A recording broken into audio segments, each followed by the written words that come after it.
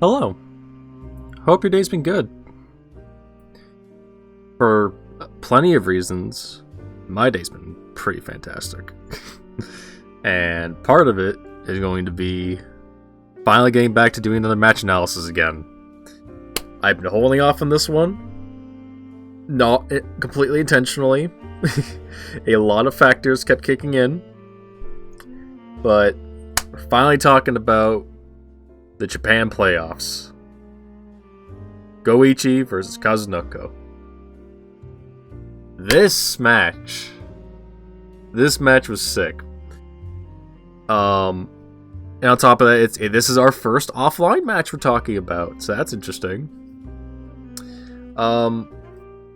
Before getting into anything real quick, I just want to talk about how, by the time you're watching this, it's gonna be Christmas. So, well, Christmas Eve. So, if you celebrate that, then, yeah, Merry Christmas then, and if not, Happy Holidays in general. In any case, I've been doing this for almost a whole month now. We're, like, approaching that. And already, I have been learning so much about this game. My opinions are constantly changing, I've noticed. And now we're probably going to have, like, some changes to the game coming soon when January rolls around. At least, I'm kind of hoping as much. But there's probably going to be some changes rolling up once Super Baby comes in. And, like, then the learning process is going to continue. We're just going to keep learning all this new stuff. And obviously, it's, like, part of what I'm doing is to, like, educate people about different stuff of, like, why pro players are doing X or Y, or why these teams are good, this team's bad, or why Bardock C is terrible.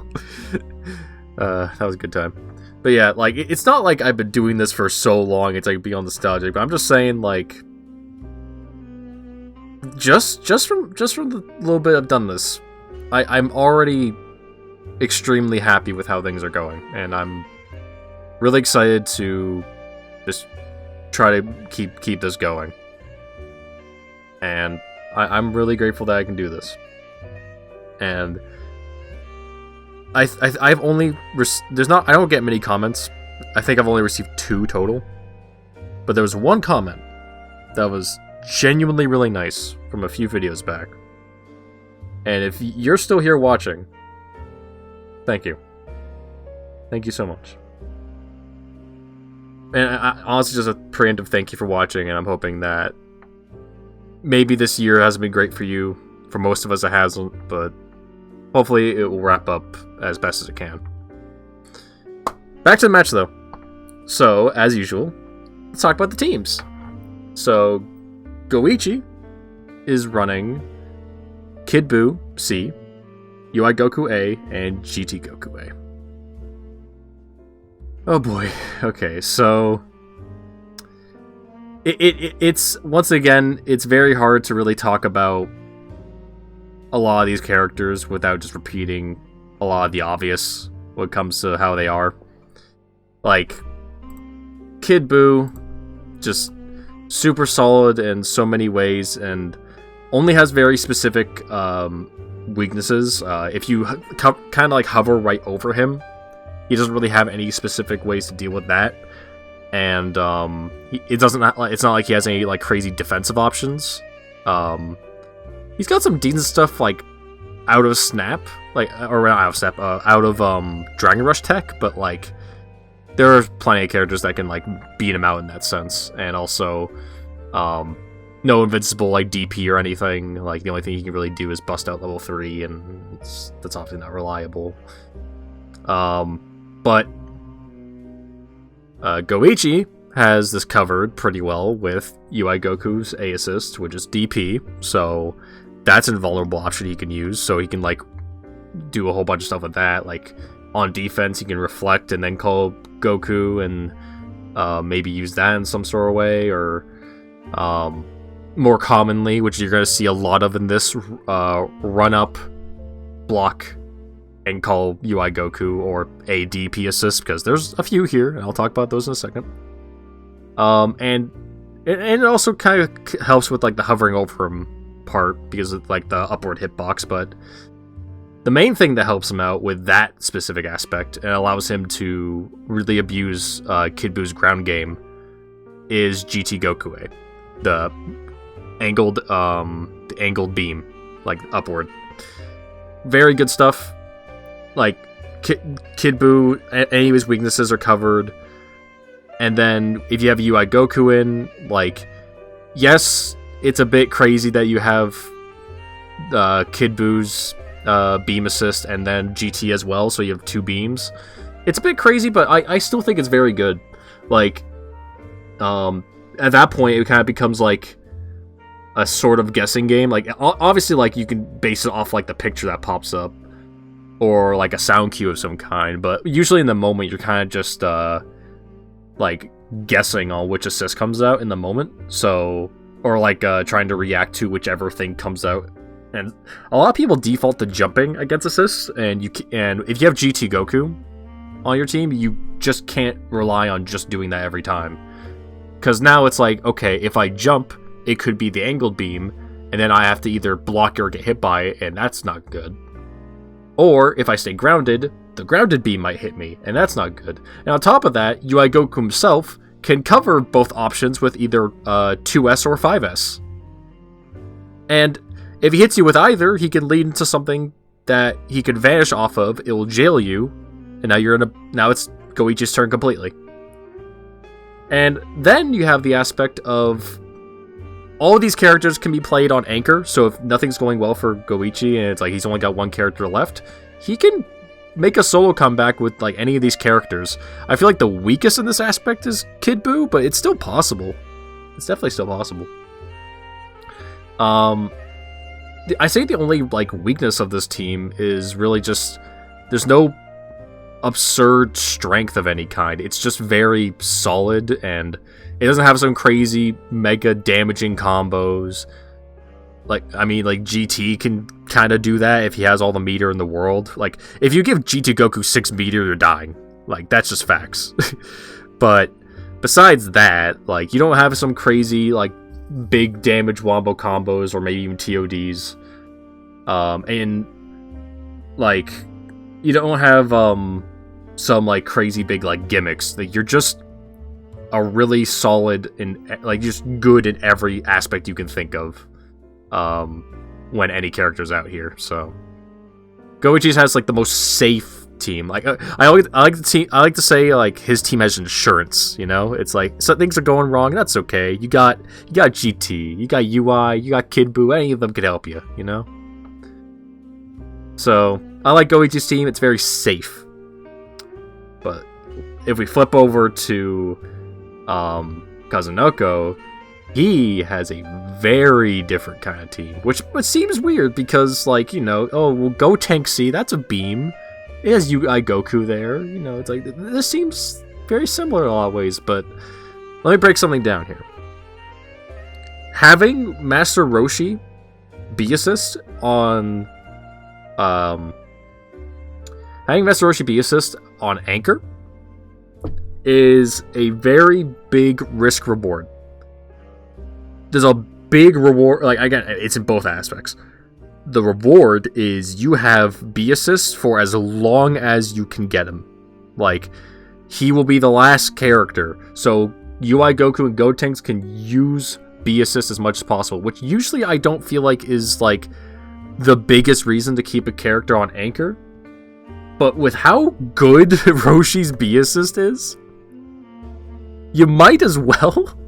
Like, and for a while I've always been like, oh, you shouldn't put Roshi in the back, but like, if you're willing to play so aggressively at all times and you abuse the hell out of that B assist, yeah, you might as well put him in the back and just really just use the fact that it's like, hey, once I get going with either Gotenks or UI, I am going to destroy you on offense. Like, I will not stop. Even on defense, I could do something unsafe and then call Roshi B. I could do that with Gotenks. He doesn't even have vulnerable options, but like, if they just like if they just mess up like one meaty and like if they want to like bait out like something, or if they or if like you do You don't even need to do anything unsafe. Anything that's like even is immediately safe, or anything that would be unsafe, like point blank, is immediately not safe. Like, like you can do there's a lot of options here with like any of these characters, all because Roshi B is just there at all times. And there's like a certain mentality that I agree with for most situations, which is if there's an assist that's like super problematic, you want, or like a character that'll be super problematic later, you tag them out, right? A lot of people do this for Z Broly whenever he's on anchor, because a lot of that the reason why he's there in the first place is because you like Z Broly lacks damage for the most part. Again, it seems weird, but without a lot of meter, Z Broly really doesn't do a whole lot. So you tag him out early, and then you try to kill him as the first character, and now the main anchor character that would want that damage boost for later doesn't have it anymore, right? And the same can go for, like, a lot of people do that with GT just because of how good his assist is. So you think that would work for Roshi here, especially since just in general, it's like, if this is like part of the main game plan, why wouldn't you want to just kill it immediately? Because there's a problem with that. So Master Roshi on anchor, if he's completely alone and just has some meter, he can't really do a whole lot. He has some stuff that's like solo mix, kind of, but a lot of it is like comparatively to other anchor characters, it's pretty easy to react to, for the most part. And like we've seen that a lot. Like a lot of like his trickier stuff, like his command grab or his side switches, people are blocking or jumping out of really easily. But you can't just tag him out to get rid of the assist, because what will end up happening is, oh no, I just gave Master Roshi 2 assists. Literally the thing that makes him a really good character and something I actually have to respect. Because part of Roshi's like big weakness is like he's got a lot of really like long recovery and really unsafe moves in general, and stuff that's really easy to punish. But what you normally want to do is have at least one assist, like if you put him in the mid position, for example, to cover him and allow him to just play freely and do stuff like that. And one of his main strengths is his movement, weirdly enough. Like, again, I say weirdly enough because he doesn't have super dash, and a lot of people say, oh, he's gutted. Or the fact that he can't super jump float. But he's got some great movement tools. Like, you got Master's Leap stuff, like a bunch of different directions. His 2H in the air is a really great movement tool. You'll see a lot of use in that if you watch a lot of high-level Master Roshis nowadays. You got, I believe it's 2S? I think it's like the backflip that he's got, as well as the side switch thing, which you do on the ground and on the air, and you have 6H on the ground, and then you have the reverse Kamehameha. Like, he's got so much movement, but like the problem is that most of that, with like one exception being the reverse Kamehameha, but even then, like, all it really does lead to a block string as long as you're not trying to fight it. None of it's like offensive movement. A lot of it is defensive. And again, that works when you have at least one assist.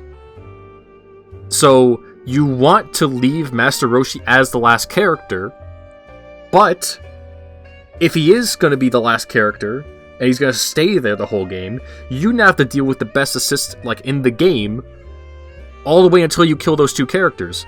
And again, it's not easy because that assist is just there at all times, practically. It's not like it's a C assist. It's really strong. It's really annoying. And again, like the problem will always end up being if you do kill the first two characters, then Master Roshi is probably not going to make a comeback because he's not very good at that. But this is like one of the only ways you can have like this is like a really great way of just fully relying on offense and not like completely screwing yourself over for it. And on top of that, you have a character with really great defensive options like UI Goku on point. So it's like, hey, let me use one of my defensive options. Let me DP. Let me do like the EX flip. Let me do Unrelenting Will. Oh, it didn't work. Roshi, literally make my bad decision not bad anymore. Like there's gonna be like a lot of moments where it's like you want to try playing against this character in a traditional way, but you just can't. And even if you're trying to play around his specific tools, then you have Roshi to cover that as well. So it's like you're gonna have to just play so much more like neutral and like not and play a lot more patient of a game, because you can't just run a normal offense against this team. It's so oppressive even after like you knocked him down on the ground and you're like, yes, it's my turn. It's not. More than likely it's gonna be his turn. It's nuts. But yeah, that's the Roshi part of this. That's like the whole game plan. UI Goku, you can put him anywhere, he's great. Gotenks, you can put him anywhere, he's great. That's another aspect. I completely forgot to mention this, right? So on top of Roshi not being a great anchor, but if you tag him out, not only, like, let's say you do kill Roshi. Okay, he doesn't have a B assist anymore. Cool. He's got two characters that can both serve as amazing anchors. Gotenks especially, this character can absolutely screw you up.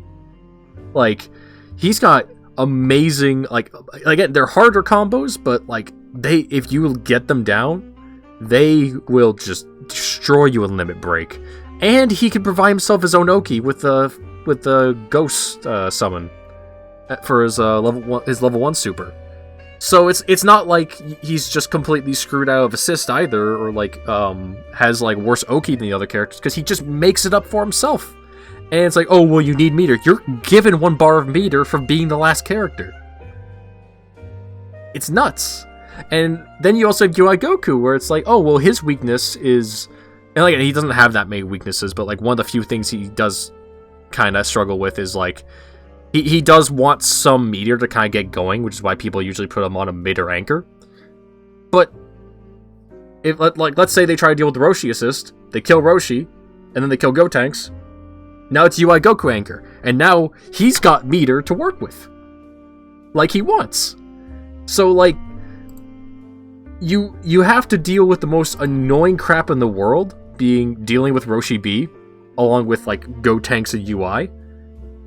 And if you don't do that, you actually put yourself in a worse situation later in the game.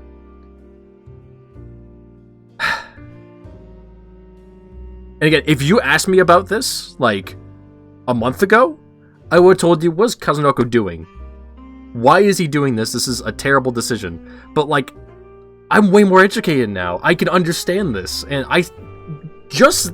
looking at the character, like, loading screen alone gets me so excited, because there's so much smart stuff happening, and nothing has actually happened in the game yet.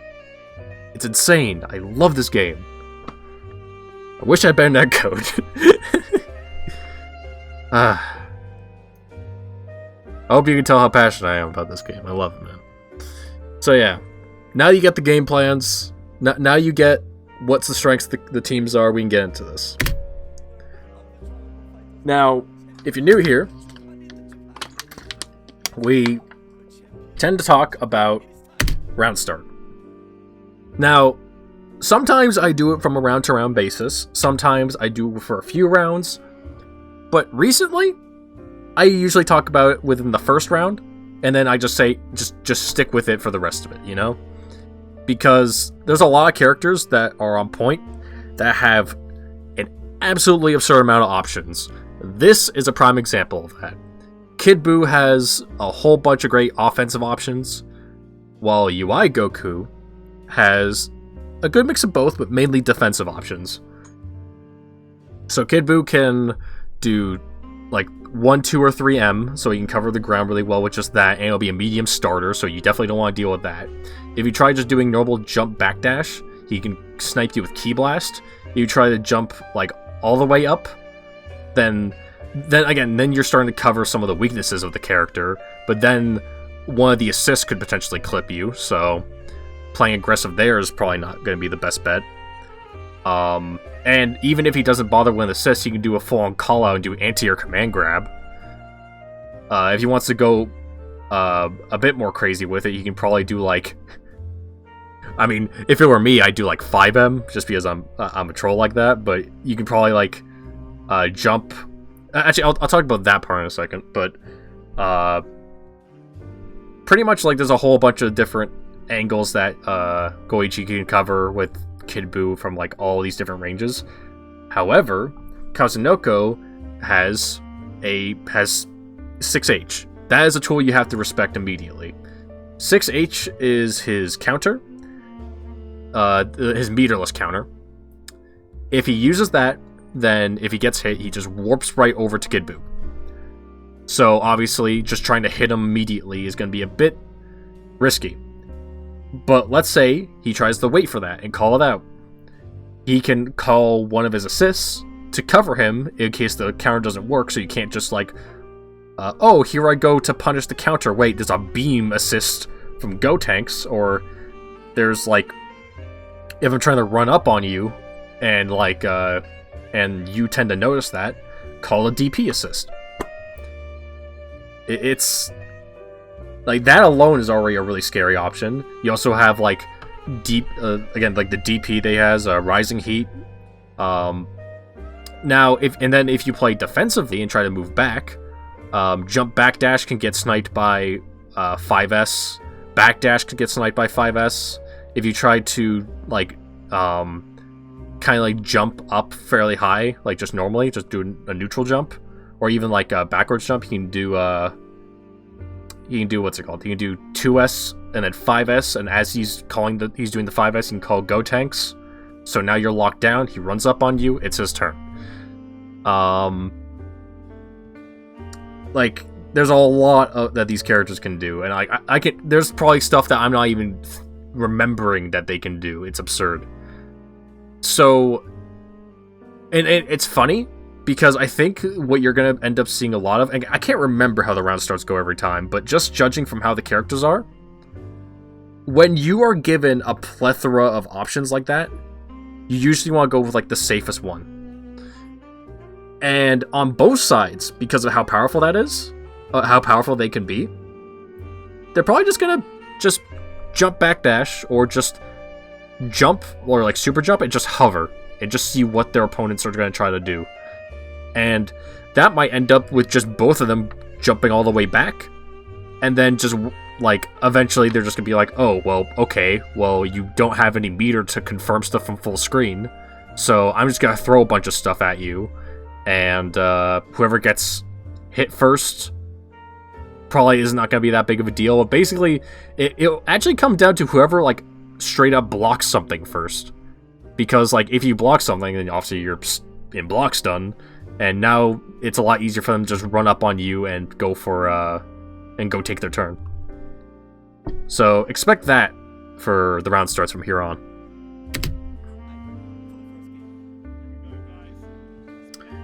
There's that initial defensive play like I was mentioning, but Goichi immediately starts running forward once he sees Kazunoko is not actually willing to fight immediately.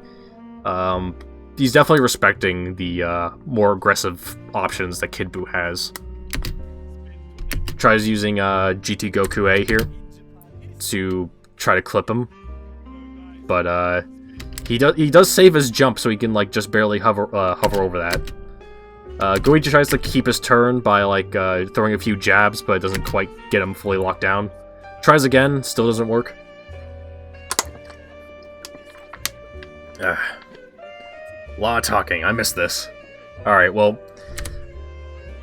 So, here's a good example of, GT Goku doing his thing. Which, by the way, one thing a lot of characters with moves like, Boo Ball here, or, like, any dive kick-like move, they're gonna be doing a lot of this, which is jumping a lot in the air, and the second you do something that seems like is an opening, after, like, let's say you throw an assist and you're just moving at him, or maybe like you jump up, or again, maybe you're just like running on the ground after doing something.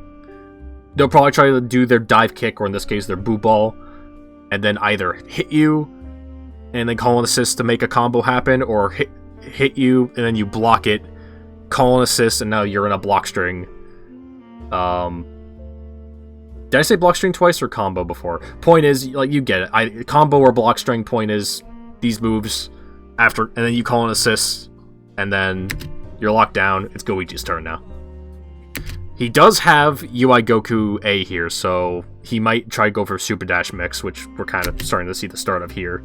And sure enough, this is more of a Kid Buu specific option.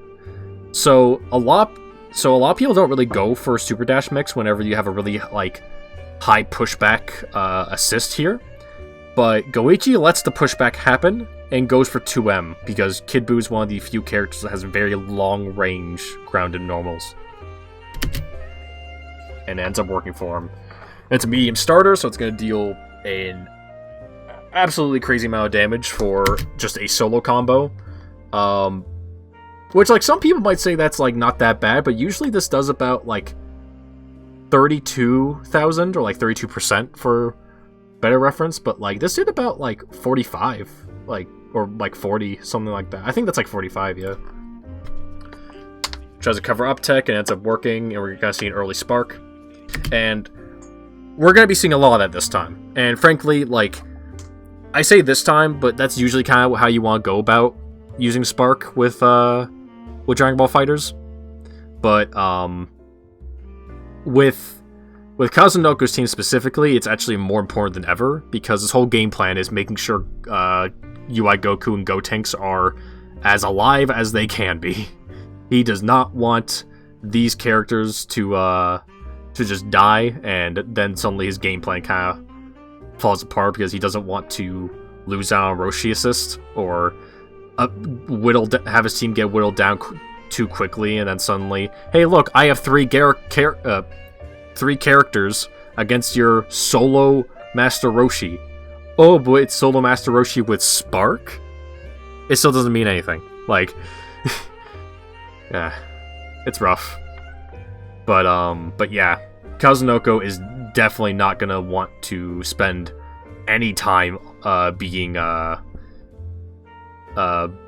the defensive side, which is part of why he's running UI Goku, because he just wants out. And that's what UI Goku's best at. Point right there. Just like, hey, look, here's my block string. There was the most minuscule gap.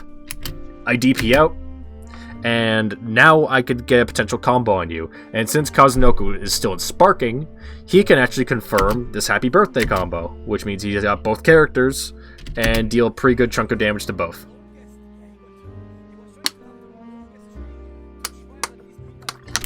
Look how much health that GT Goku just lost off just that one exchange. All because you left the most minuscule gap against UI Goku.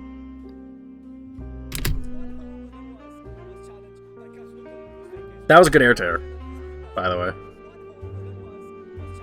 So, he recognized that, like, Kazunoko kind of just panicked a bit here, because he was trying to go for a call-out on the early snap, where, like, you snap out the character and the character comes in really fast. But Goichi actually held back, and Kazunoko wasn't expecting that, so he whiffs 2 jabs here by accident, and he's like, oh no. And now he has to hold this, blocks the first 2 initial jabs, but then doesn't expect the medium on the way down. That's an overhead, and now he's got to block all this. Or now he's got to hold all this, sorry.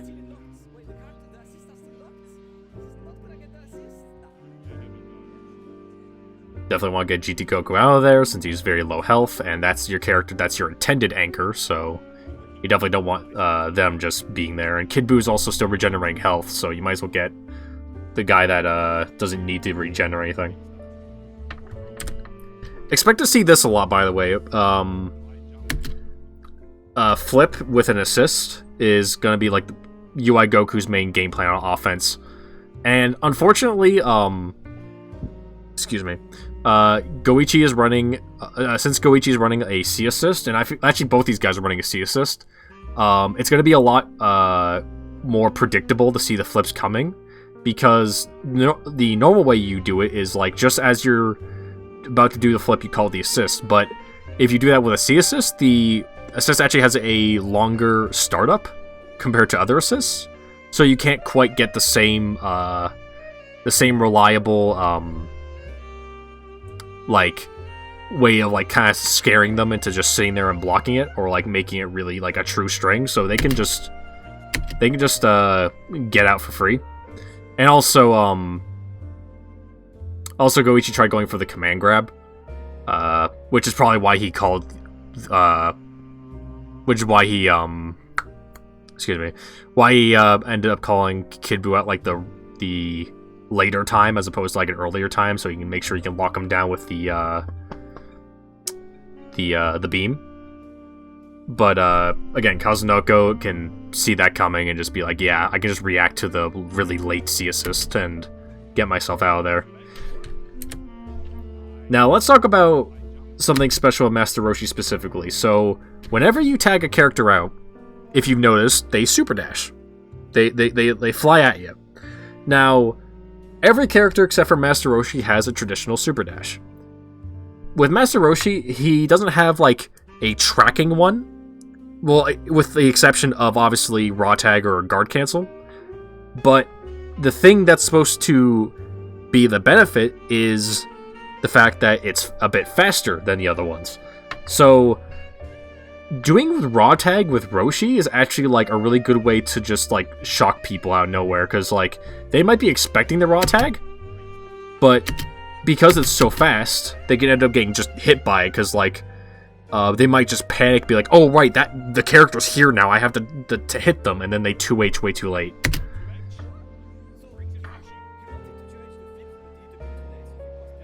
Optimal. Good stuff.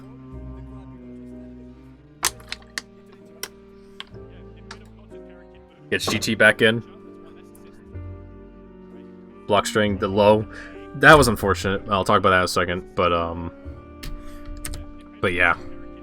Definitely wants to get GT out of the picture, because very low health character.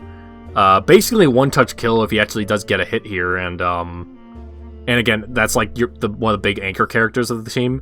In case you don't know, GT Goku has a mechanic where if one of his one of his allies dies, he actually gets empowered with his supers, his level 1 and level 3. Now, unfortunately for Kazunoko, he does actually get the hit here, but he doesn't expect it to work and tries to go for a tick throw. And it's Goichi. You rarely ever get a throw in this guy. He does get hit by a few throws than normal here, which a lot of people found surprising, but then again, you could probably blame that on a lot of things. But yeah, Kazunoko definitely wasn't expecting that to work fully. And let me tell you, I don't think anyone was expecting this.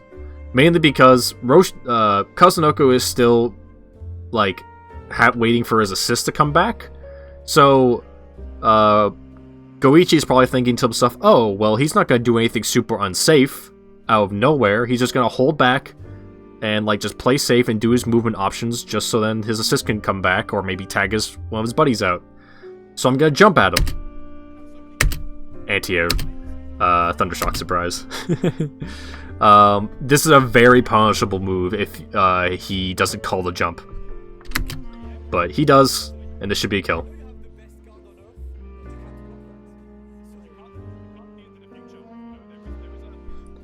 Gets Gotenks back in. Healthiest character that isn't Roshi. And mind you, right? If with Kazunoko's team, if he's not playing a character that just has a DP on their own and then a DP assist, he's playing Gotenks with 2 DP assists. And Gotenks has really great movement, so it's not like he's going to struggle to get in. So once he's in, he can just keep this offense going for a while.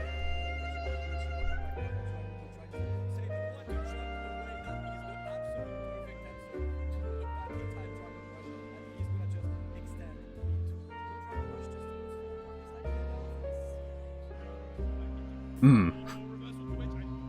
Very good reversal there.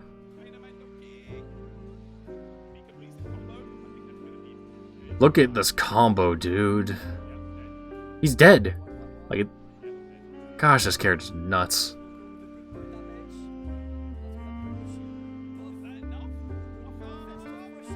Just enough to kill too. That's good. I rarely ever just want to like leave on the combos, but like if it's like close like that, I do want to really rock just in case. Solo Kid Buu with sparking and 6 bars. Like I said before, it's doable, but with how like solid Kazunoko's team is overall, and how good it is on offense, like this, like Kazunoko's game plan has been working the whole time. So, and also he's got quite a lot of health on a lot of his characters. Like UI Goku's kind of weak, but like he's probably gonna keep him in the back as much as possible, so then he can probably save him as like the potential anchor. But yeah, like Kazunoko's game plan has been working. He can kind of just like chill. He can even just like play out like Roshi as long as possible if he wants to. Like he's kind of won already. But it's not like it's entirely impossible. I mean, it's not like Kazunoko has like any meter to work with here. He can definitely still lose like a character, and if Goichi does end up getting UI Goku as like the next character after that, like let's say he just has Kazunoko has like some really bad exchanges and just Roshi just ends up getting bodied early, then it'll be UI Goku, and then that character can be potentially one-touch killed with the right starter, and then that just leaves solo Gotenks, which again is still really good, but then it's a one-on-one, which is very doable for a solo character.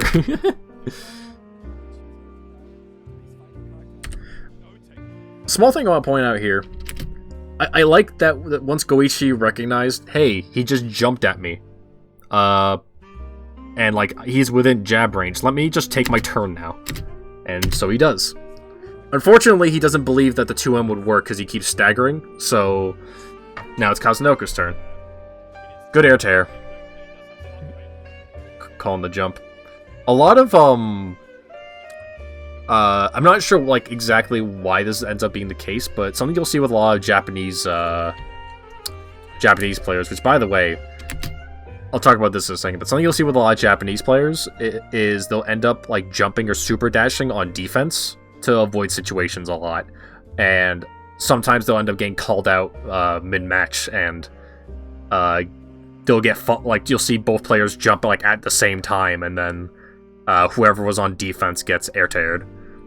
Now, Goichi mashing here was actually really good because he recognized that Kazunoko doesn't have either of his assists, but more importantly, UI Goku is not coming up yet, so it's not like he can just wait and bait by like just jumping in with a safe jump and do UI Goku assist.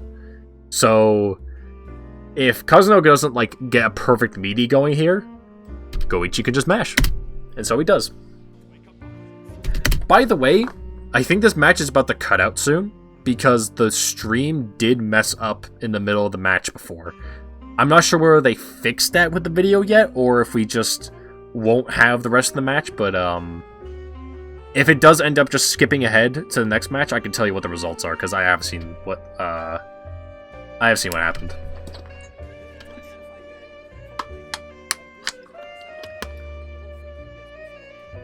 I've gone through a lot of water. I might need to grab another one. That was, like, so when I was saying earlier about Goichi having some good, or like Kazunoko just having some really bad situations, or like bad scrambles or whatever, there's some examples of that happening, so... Wow, that skip was just that abrupt, huh? So yeah, let me run this back. So, what I was about to say was like, hey, now UI Goku's next, and he just gets Dragon Rush. This is basically a free kill. And then there's solo Gotenks left. Mind you, Goichi still has sparking as well. What happens here is kind of tragic. I'm gonna see, and I'll try and remember this. And if I end up not remembering, I'm sorry, and I'll try to put it like in the comment section or something. But actually, you know what? If it turns out I remembered it, I'm gonna play you what happens right now. Spark available for his last character? Come on. Just don't get hit by miracle punches. That's all I'm gonna say. Oh no! I'm sorry, guys. I'm actually sorry. No, I'm sorry, guys. Not like this. No, I'm sorry. No, I'm sorry, guys. And yeah, so that's what happened. Let's move on to the next match. So we don't get to see the round starts, but again, you know generally what kind of stuff could happen, like I mentioned before. I know for sure after this match I'm getting my water, so I'll be taking a small break after that. But yeah, so however this started, I forget. Kazunoko is at the advantage. Goichi's in the corner. Kazunoko, mind you, still has Master Roshi's assist up, so he can definitely do some Wayne baiting and call DP assist, or if he wants to play aggressive and do a block string, then anything unsafe he does, he can cover with the DP. Now, off of this situation, these little breakaways, both these characters have really good ways to keep the offense going. Or like ways to like swing the momentum if they're on like the defensive side. I'd say like Kid Buu covers more options because he has Ki Blast that can like hit them like here. So if they just do just a normal fall, he can just hit him from there, and it's definitely not going to be as big of a deal, though, because neither of them have any meter to do any big hit confirms of any kind, so, like, they have to be so, like, ready to confirm that they also, like, call an assist or something to extend more. So, frankly, like, this throw break doesn't really mean a whole lot for this particular situation, but throw breaks in general can be very risky on either side. A lot of them have ways to cover backdash, a lot of them have ways to cover forward dashing and attacking, ways to cover... Kid Buu mainly is the only one that can cover just falling normally. But yeah. Good options on both sides, just overall. Oh yeah, and Kid Buu has Buu Ball, of course, so he can cover this angle from that as well. In fact, he can do Ki Blast into Buu Ball if he wants. There's a jumping on defense I was mentioning earlier. This time, Goichi does not just let the assist rock after calling UI Goku. Instead, right as he calls it, he goes for a cross-up. And right at the perfect moment when cross-up protection like goes away and he's actually able to hit him, he goes for the jab into medium heavy and then goes for full combo. Good stuff. Unfortunately, he tries to go for the corner optimal stuff as well, which you can't do when you're just barely out of the corner, so that was unfortunate. But yeah, so Goichi definitely had a pretty good punish there overall. It was just that he messed up on the execution of the combo in the end. By the way, this is a very scary moment for Kazunoko specifically, actually. He has only 1 meter here. Now, mind you, this means that if he does this, he can do the counter super, or he can do the normal super, or he can vanish. But all of these are punishable. So whenever you're in this situation where you can't just spend a second meter to call another character with your level 1, and then just have a safe DHC, and then just not have to worry about this option not working out, yeah, or just not working out.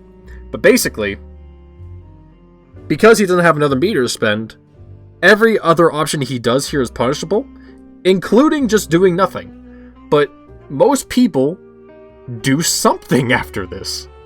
And Goichi's like, alright, I'm ready. Come on. What you gonna do? Counter? What you gonna do? Level 1? What you gonna do? Vanish? He does nothing. And Goichi didn't expect that. So Kazunoko still gets the block. You normally don't just get to get away with that.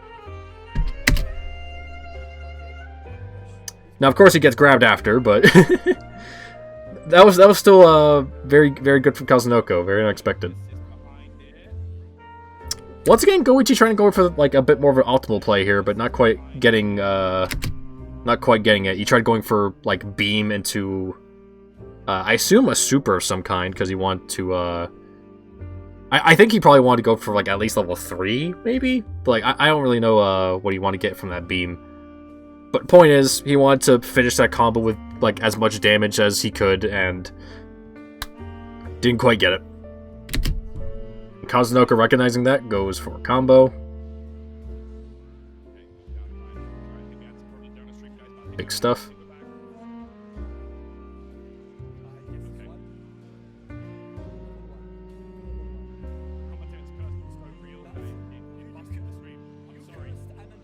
Yep, he's dead.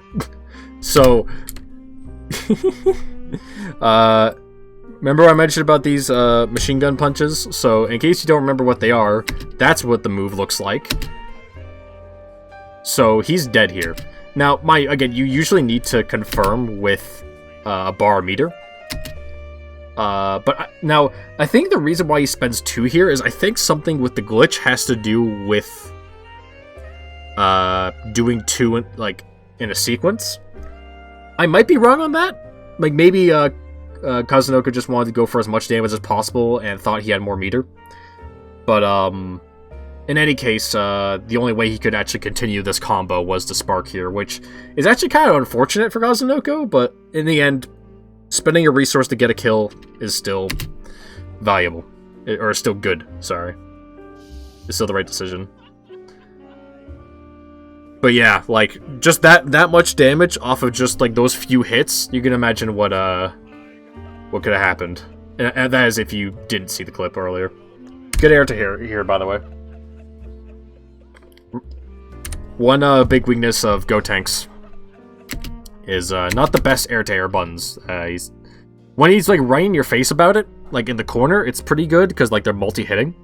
But, they're very stubby, so if you're trying to play within like the mid-screen and you miss, you can get very easily bodied. Or it's very easy to miss, sorry, so you tend to get bodied for it. Again, it's been a minute. Still getting used to things. One big strength of Goichi's team as well that I forgot to mention is, so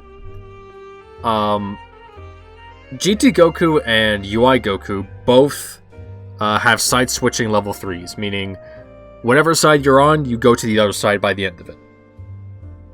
Now, with UI Goku's level 1, it also side-switches. So you can do UI Goku, level 1, and then call GT after, and now you give GT Goku corner, which is usually kind of hard for him to just get for himself off of level 3. And mind you, this mix-up that he gets off this is not bad. So having that and corner pressure if it doesn't work is really nice. See, like right here, like even if he like even if Kazunoko then blocked low after this overhead and was getting like and was blocking the rest of the sequence, he would have got pushed to the corner. But yeah, that should be a kill. No problem.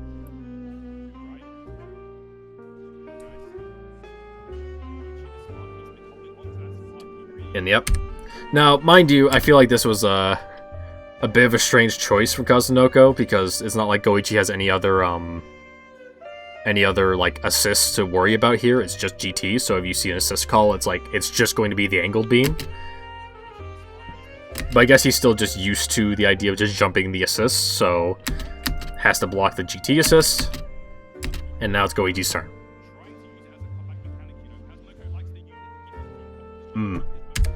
So I'm not sure whether this is just like Goichi not having character awareness or whether this is just Goichi covering a certain option I'm not aware of, but yeah, the doing the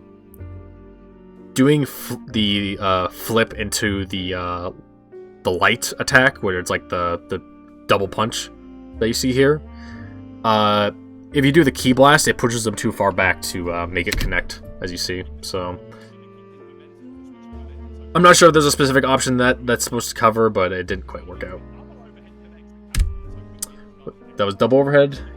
Yeah, and it's definitely really hard to see this coming because of how deep the medium was.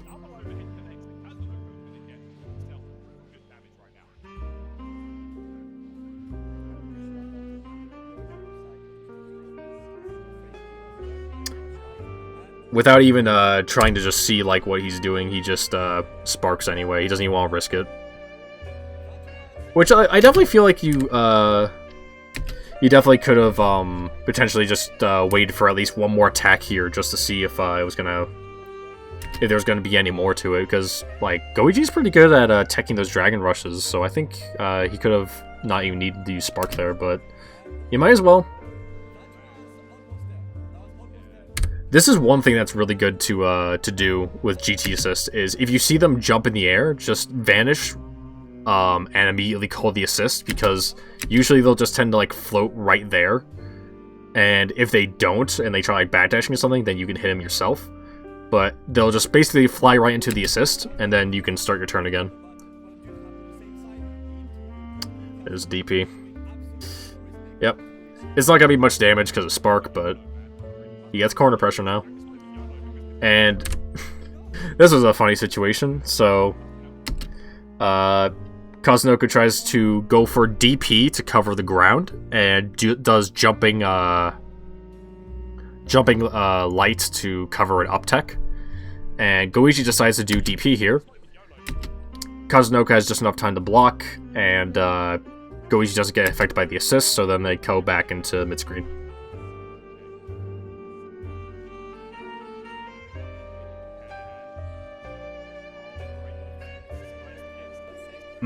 That was unfortunate backdash, but yeah, that was still some really good defense there for a while, dealing with the assists and stuff.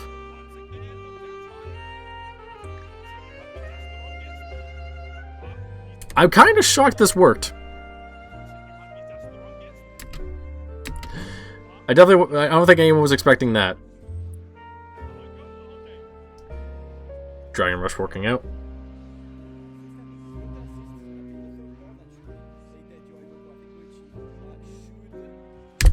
That's a kill. And yeah, so solo Roshi, again, even with 5 meter limit break, you really can't do much here. Like, we can even see it. I even think Kazunoko gets like a hit or two here, but like it still doesn't really do a whole lot, especially since like there's not really a whole lot of crazy solo combos you can do with Roshi that like aren't corner specific.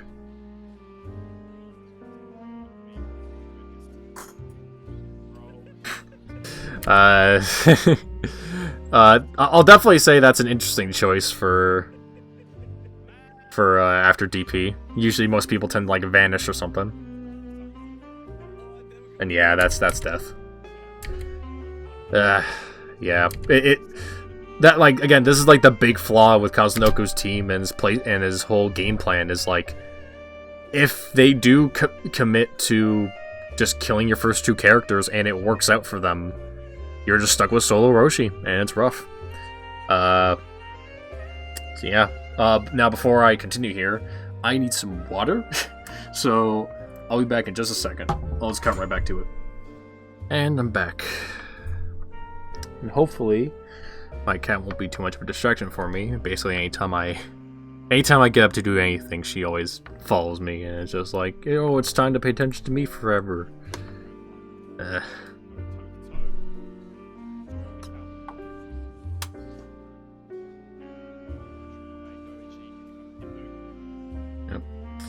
Good defense overall.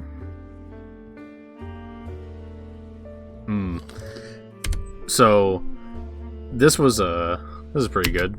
Basically like jumping back and then immediately doing boot ball and assist, so then it's like, hey, you know, If this doesn't work and they just block it, the assist will cover me. But this is basically just like a check. It's like, hey, are you about to like just press something or like just jump at me or something? In this case, super dash. It's like, hey, get hit. Unfortunately, it doesn't quite connect all at the same time, so he can't quite convert off of it with the assist. So doesn't quite get what he wants. No. So you'll even see here, and like this is something that is something you want to do against UI Goku just in general, but these flips. So the thing with them, and if you ever want to take a look at Apology Man made a video, or like it had a segment on the Dragon Ball Fighter show, basically just explaining how to deal with UI Goku. Anytime he does these flips, you want to like jump them, because like the few things that he can do is he can do like this instantaneous flip, which you can't exactly like delay it in a traditional sense without basically just letting them go completely. He can do the double punch that I mentioned earlier. He can do this beam, or he can go for command grab. You can block pretty much all of the actual attack options. And for the grab, well, you jump it and then you punish it. So in this case, this ends up working pretty well for Goichi, even if one of Kid Buu's few weaknesses does kick in this specific situation, where this is a very free punish for Goichi here, because it's not like this is like a sparking held vanish where he can just be Kazunoko can just be safe here. He has to do an attack here, so excuse me, he just kind of whiffs. But Goichi's character is just a bit too small, and the 2H doesn't quite hit at the right range to punish it. So if that was a situation that you're in with a smaller character, you want to try to like jump jab him and go for like an air combo of some kind. You don't get as much damage, but that's just what you get. Anyways, it is Goichi's turn now. I say as it's immediately given up. And yeah, so once again, that's the assist with the flip. Not exactly working out because of that slight delay. Good conversion.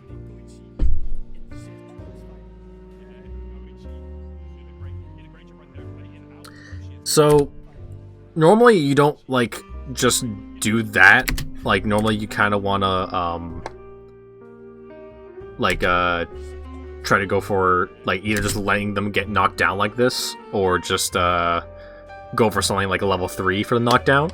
But he does the combo like this and ends it like this with a soft knockdown. Well, not even a soft knockdown, like just hitting them down normally. Is Goichi trying to go for a reset and tries to hit Kazunoko again right after, even following with another elbow. And Kazunoko still has Spark. He was ready to just keep on blocking. He was very aware of what was happening on screen. He didn't just like, oh, I'm just going to get level 3'd or hard knockdown. I'm just going to give up. He kept paying attention and blocked the reset, sparked up, and now he's out. Good on him.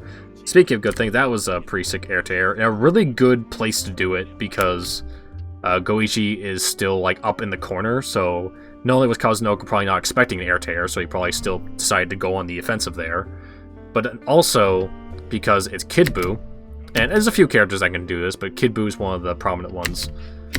He gets a side switch, gets his corner back.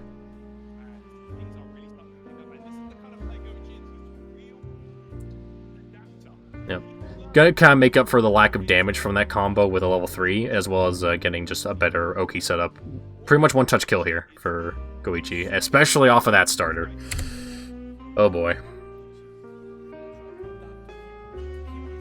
And again, remember what I mentioned about like the aggression earlier? Like, notice how like just not afraid Kazunoko is to approach Goichi here, even after he's a character down. Like, it's kind of crazy.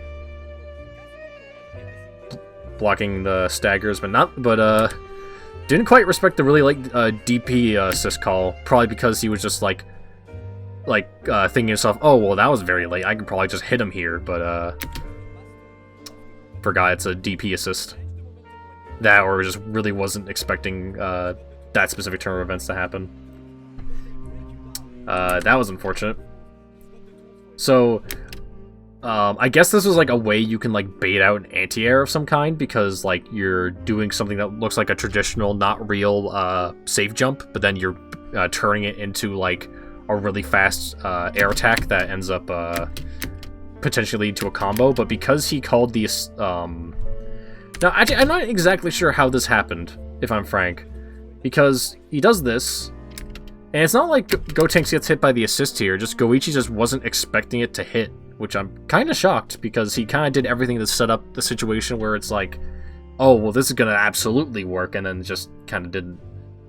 But yeah, that was unfortunate for Goichi.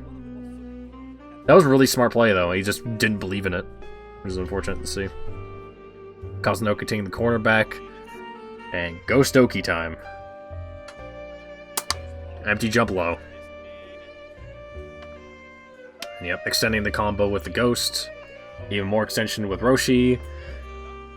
Now, this is something that I want to point out. So, as you saw, that whole Ghost Oki situation, where he just summons the Ghost, and then Goichi basically has to, block all of them. That's really scary, right? A lot of players have to deal with this against, have to deal with Gotenks like this. It's rough. Especially when he has 4 meter. That's inherently just scary. It's he can do this 4 more times? Are you kidding? But, the thing is, Kazunoko does something that not many Gotenks players do, and chooses to not do Ghost Oki sometimes. And the reason for this is because a lot of players, try to, prepare themselves for the Gotenks matchup by being ready for, okay, anytime I get knocked down, I have to deal with this specific situation of Ghost Oki. But this time, Kazunoko decides to back up and then immediately jump back in to go for more pressure. It ends up not really meaning a whole lot because Goichi has Spark still, but it's still good to get that out, especially if it's level 1 sparking, which doesn't last that long. But he does this sometimes and mixes this up, because now you have to deal with 2 different kinds of Oki setups. One that's set play and one that's just your traditional your traditional just corner setup, where it's safe jump, is it actually going to hit you or not? Is it just going to be empty jump low? Am I going to do empty jump grab? Am I going to do multiple overhead? The traditional thing. So you immediately have to switch your mindset depending on what's about to happen to you. Obviously, Ghost Oki is a lot easier to prepare yourself for because of the whole cutscene, but if you see him backdash, immediately your mind goes, oh, Ghost Oki, and then he jumps at you, and you're oh wait, no, crap, I gotta switch. So that's a really smart thing from Kazunoko, and not something that too many Gotenks players do. This is a very interesting thing from that I didn't really realize was a pretty good option from Gotenks. So, not a whole lot of moves really get you just out of empty vanish situations, but Machine Gun Punch here is actually not bad. Let's say they don't vanish, then they just have to hold Machine Gun Punches. But if they do vanish, and they try to just hit you raw, it's not like they're... If you just get hit with a raw vanish, that's nothing. That's just a whole bar they spent for just a bit of damage. That's whatever. But Goichi doesn't spark, so he can do a hold vanish and go for a whole combo. But Machine Gun Punches manages to get you out of that situation because of how far it moves you forward. By the way, I think that was a pretty cursed super dash here. just basically just a little short hop there. That's cute. And Goichi being confused by that, doesn't expect the assist to come out. Ghost Oki. Pretty much one-touch kill here for Kazunoko. Tries to go for the same option as before with the empty jump low. Actually, was that empty jump? Yeah, that was empty jump low. And ends up doing a grab soon after. And Goichi definitely wasn't expecting that, so good on him. clash. Yep. Multi-hitting buttons, like I said before. Gotenks may not have the best kind of normals for air tears and stuff, but when he's got him in the corner, it's a lot scarier. And it's going to be a pretty big combo overall. It's probably not going to be the best for damage unless he commits to a level 3. No, he's just going to go for Ghost Oki. Yep. It's rough. This time Kazunoko goes for a different option, and Goichi wasn't expecting it. And then, unfortunately, Kazunoko drops it. But something that a lot of UI Goku players do, and I've mentioned this a few times before, but I'm gonna mention it again. If you're fighting against UI Goku, you have him in a combo, be ready for any time you drop a combo that they're gonna be just holding down the unrelenting will all the way until they get like an obvious cue that the combo is over, like a hard knockdown or something. Because it's like, hey, you know, if you're just doing your combo, you're not expecting it to just not work all of a sudden. Something I do legit on, like, because I don't fight very high rank UI Gokus, because I'm not a high rank player, I just intentionally drop my combos against them while I'm very low to the ground, and then just wait to 2H them, because they're just inevitably going to fly at me. I could just hit them. So fun tip for y'all. Goichi, I guess, wasn't expecting the vanish on that one. Or, not Goichi, Kazunoko.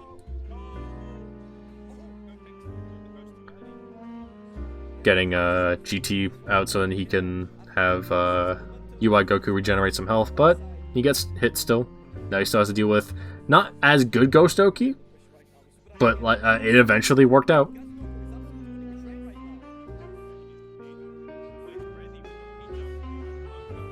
Big combo off all this. Dragon Rush, 5 meter. This shouldn't kill. Yes. And yeah, again, now mind you, I get where this decision comes from. It's because, again, a lot of Japanese players tend to like jump or super dash on defense when it comes to a lot of situations. But with Roshi, once again, it's like, hey, if you try to go for something that isn't just your basic universal stuff, it can be punished pretty easily. And if Goichi is smart here, he's gonna want to switch out GT for UI Goku here. Probably gonna do level 3, yep. My cat is playing with a toy of hers, so if you hear some squeaking behind me, that's just her. That was a good chunk of damage off of just that little thing. And yep, Dragon Rush. And that's a dead Master Roshi. Which, mind you, like I've been mentioning before, is actually not that big of a deal for Kazunoko, because now his solo character is Gotenks, and as you've seen before, this character is kind of insane. Good break. Ooh, okay, so, funny thing here, right? That moment right there, if Kazunoko had a bit more awareness, he probably could have done a second EX machine gun punch or something, and then just immediately confirmed that into a really big combo. But again, obviously I don't blame him for not noticing it, but he does continue his offense pretty well here and gets a low. And yeah, Gotenks solo combos are kind of nuts. I don't think this kills, no. I can't remember everything that happens in the match, but like I just have a general idea of what goes on. Good break.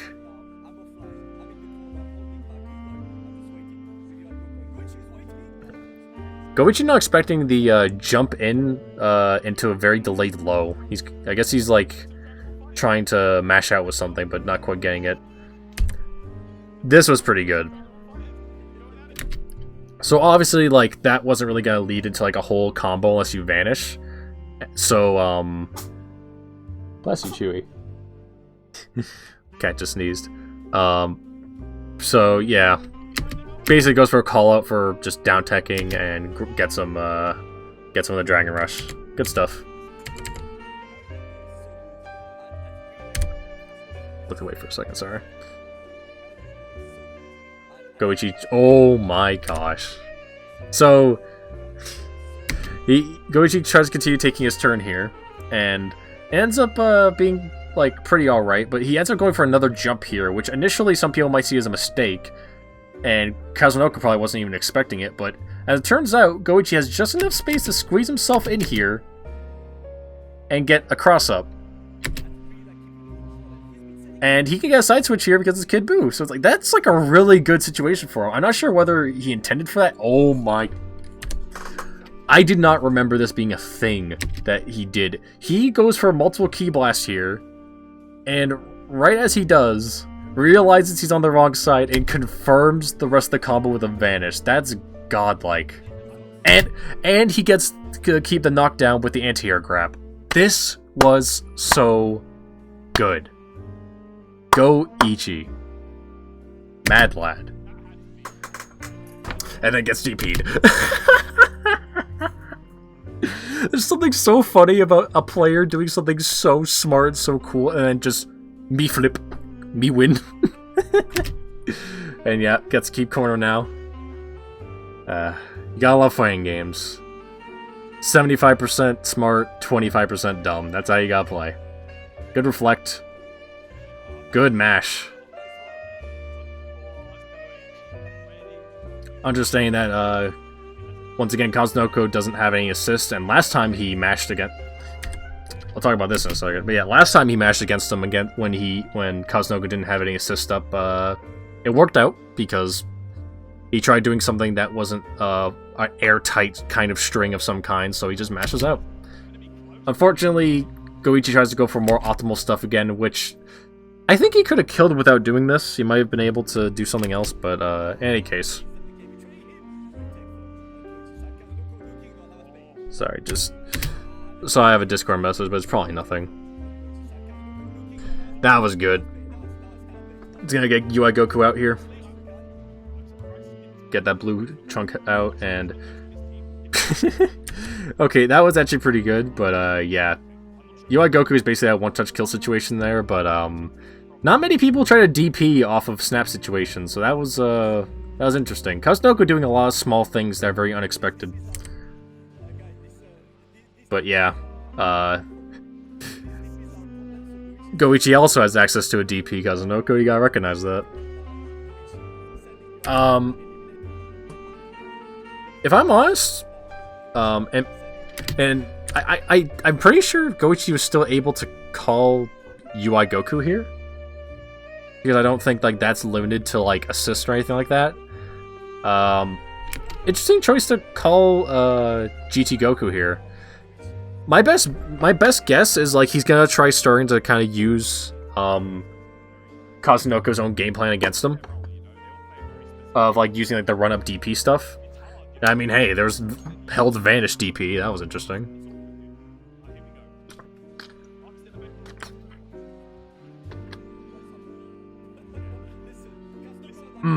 That was so good.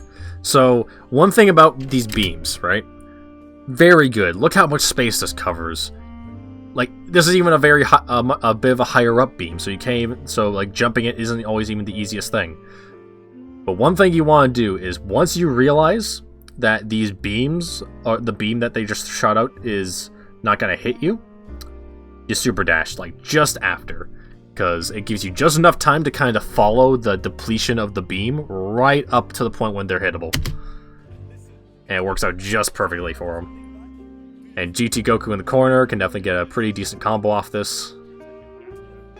Yep. Okay, so... Kazunoko sparking out of there, and... I guess Goichi wanted to like go at him expecting a held vanish. Expecting Kazunoko to play it more safe, but instead he plays a lot more aggressive and gets rewarded for it. Not the biggest reward though, just a jab. Just an air jab worth the damage, but this could have been big if Kazunoko was a bit more ready. It definitely was a very risky play, so I definitely was... I definitely wasn't fully expecting it to work, but and I think Kazunoko was thinking the same thing. He was probably expecting Goichi to just block this.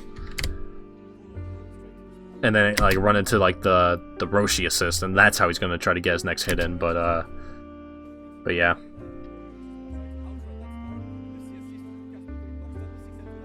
Good stuff. No assists, and Kazunoko still has sparking up, so it's not like he's gonna like kill him off this, but it's gonna be a decent chunk of damage. Level 3 as well. All right, it's gonna run out of sparking time, and it's not gonna kill, but he's in a one-touch kill situation, and unfortunately the Oki off this level 3 isn't gonna be the best, but yeah, and it's also kind of hard to set up, as you can see, like you're kind of supposed to do it at just a very specific way if you want to get like this overhead set up, and it's kind of annoying. Speaking of annoying, Roshi Beeb, ladies and gentlemen. Jump back, seeing that the jump medium whiffed, calls the assist, gets a hit, Ghost Oki. Good break. That was cute. A lot of Dragon Rushes in these games. Very interesting to see.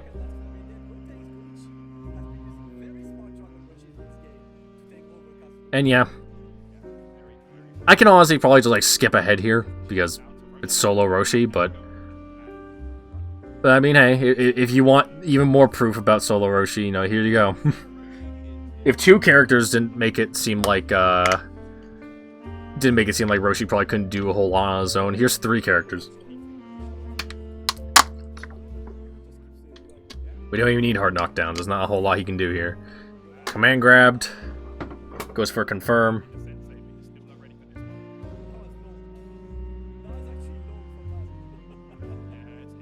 He's not gonna kill, but get as much damage as you can. One touch. Literally can hit him with anything and he loses. Like that. Good stuff. Good reflex. That cat. 6M into assist. Classic. People were saying that, like, and again, maybe we just need to get adjusted. But a lot of people are, like, ever since the online started becoming, like, how we have to start playing the game, people are saying once we get back offline, like, overheads were just not going to work anymore. But, like, we've been getting hit by overheads and Dragon Rushes all the time. Like, oh, well, the move's too slow. It's like, that's never been that big of a deal. I don't really see the big issue with that. It's like a lot of people kind of see like 6M and Dragon Rush as like just universal kind of gimmicks, and it's just like these kind of arguments only kind of came up once the COVID stuff started happening. We had to go online, and it's just like I don't know, man. I'm pretty sure these tools are still really good. I definitely feel like they're getting hit by a lot more of them than I'd expect, which I definitely feel like it would be decreased a lot more once we start having more offline matches in the future, once like vaccines and stuff start coming in.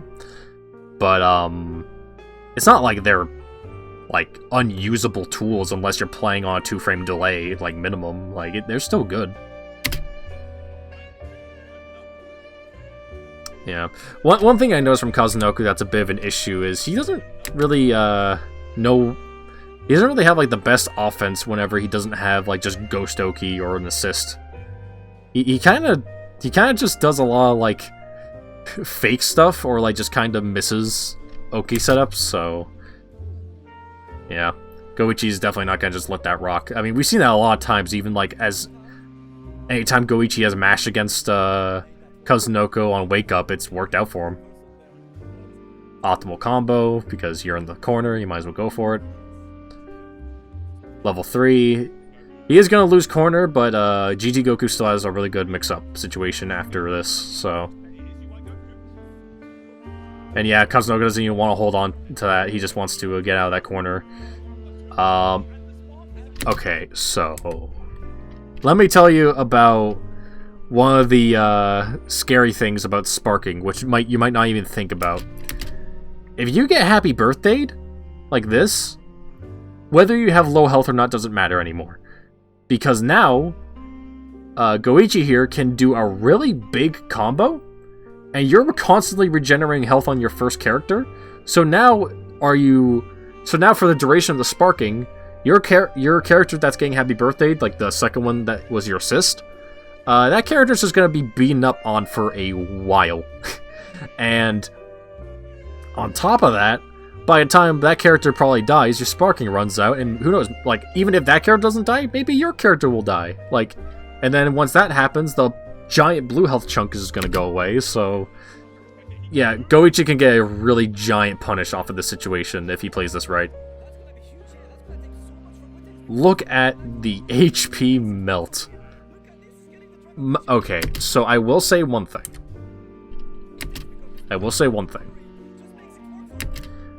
I feel like either decision that you made here as Goichi could have had really good intentions behind it. If you just went for like the hard knockdown, if you just went for like a normal like knockdown here, and like then just went for like 2 supers and just guarantee kill Go tanks, then you put yourself in a situation where Kazunoko has 6 meter compared to your 0, and they're no longer in like a hard knockdown situation of some kind, or like have to and they're no longer like at a major disadvantage of any kind. If you go for this, however, you don't guarantee the kill on Go tanks, but you guarantee your next pressure.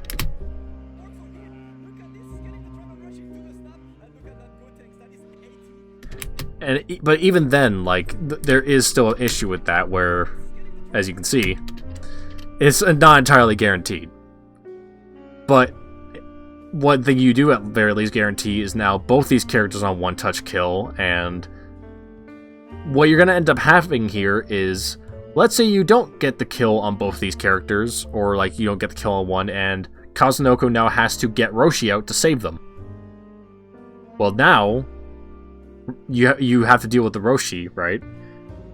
And if you kill him, then what you end up having is 2 low health characters, so it's very hard for either of them to make a solo comeback because they basically have no HP. Dealing with Roshi without Roshi B assist, because obviously you can't have that, it's definitely gonna be a lot easier to deal with, so... Yeah. And yeah, that was a very good, this was very good from Goichi. Just jumping right over the machine gun punch, getting the hit, confirming kill. One-touch situation for UI Goku. Tries to use beams to confirm, or try to jail him in. Gets hit with the pole, and then hits UI Goku. And now it's solo Roshi, and you already know the story. And like even this, look, it's limit break. It's like half health. Like, is that a good chunk of health? Yeah, but like it's nothing monumental. Like, he's still alive.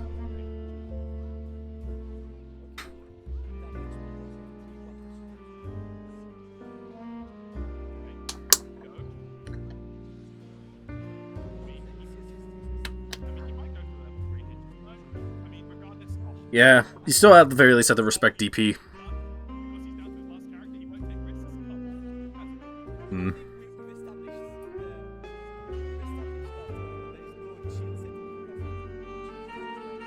So one thing that you'll see like on like every once in a while from really good players on offense is basically like kind of suffocating a person with overheads. So watch. 1, 2, 3. So like 3 overheads in a row. Like, a lot of people don't expect that, especially with the rule of 3s, where it's like, oh, the third one's going to be different. It's like, no. Suffocating someone with overheads makes it so then, like, if you make it tight enough, you can eventually probably like get a hit on them, because a lot of them usually aren't ready for that kind of stuff.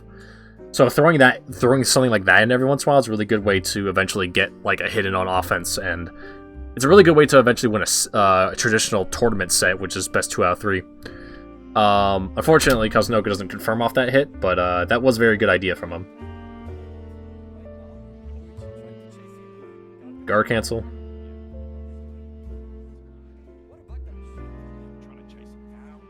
Air to airs, trying to lock him in, doesn't quite get it. Tries to go for cross up, but Goichi sparks out. Punishes that, yeah, he's dead. And yeah, like, just, I guess so far, just, not much you can do, man. It's rough. Getting with the A assist, not a whole lot of damage, but gets his corner. Tries to go for a meaty, but doesn't quite get it. And gets DP'd. Or EX flipped. I don't really know what to call it fully.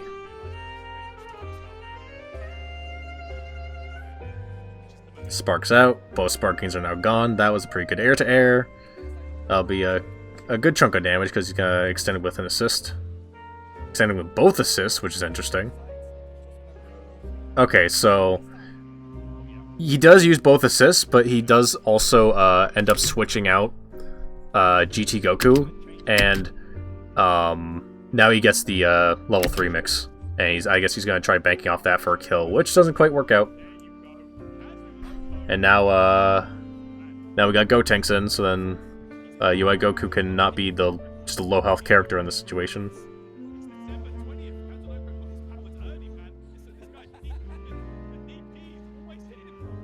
Ghost Oki. Yep, he just called that Vanish down and just did down heavy. That was good.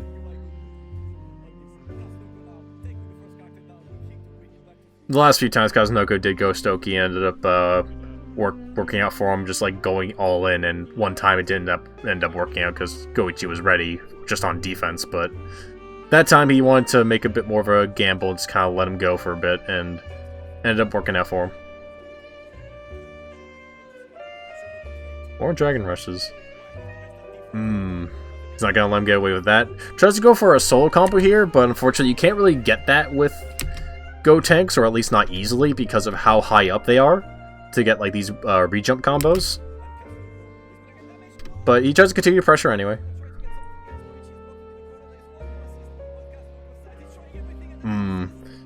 A assist ends up hitting him, but he doesn't quite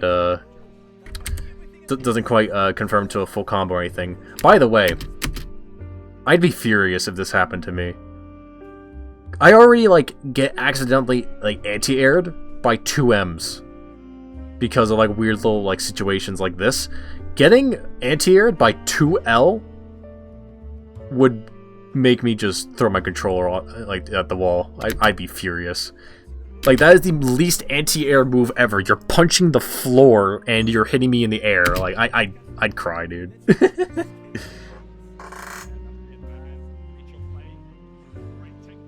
Yep.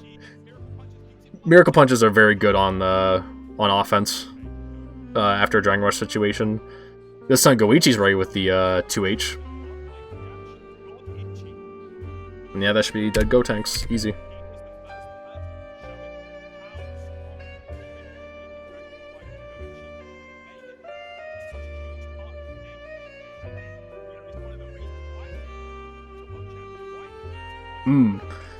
That was a cute little air tear, not quite working out. Alright, Kazunoko's turn. Yeah, so remember I mentioned earlier about Kid Buu not having the best 2H? Well, there you go. Does get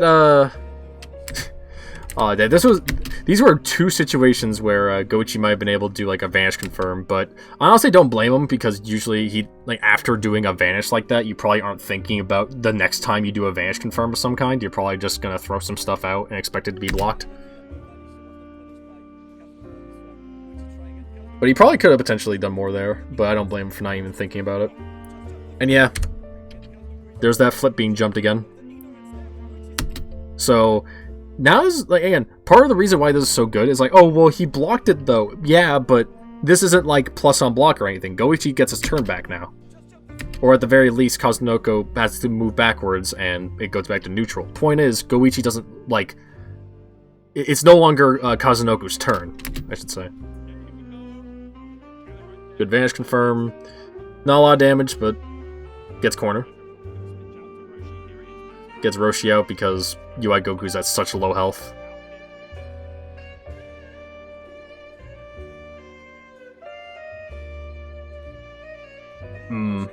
He's definitely expecting something there, which is why he kind of held back, but he didn't expect a raw tag. Level 3. This time he gets the follow-up, but doesn't quite get a lot out of it.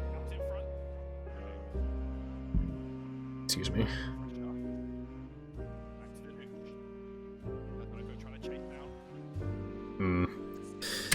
Yeah, so I guess I guess he just wasn't, either he didn't notice the assist come out, or he was expecting the assist get clipped by the I think that's 6S they threw out.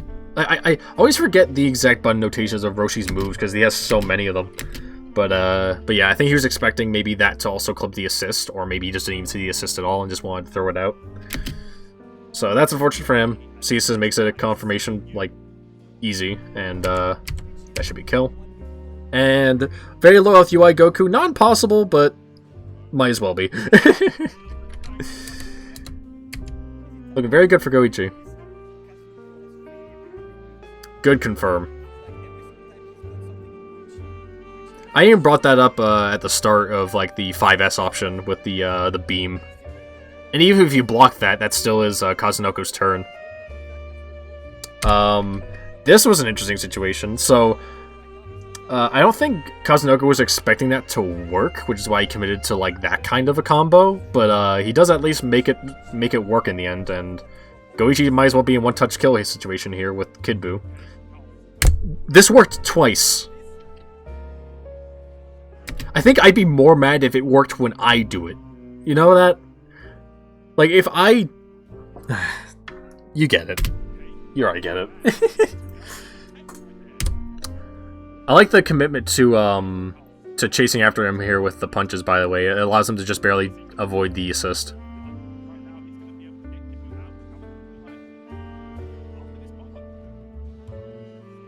Should be level 3, I think? Yeah.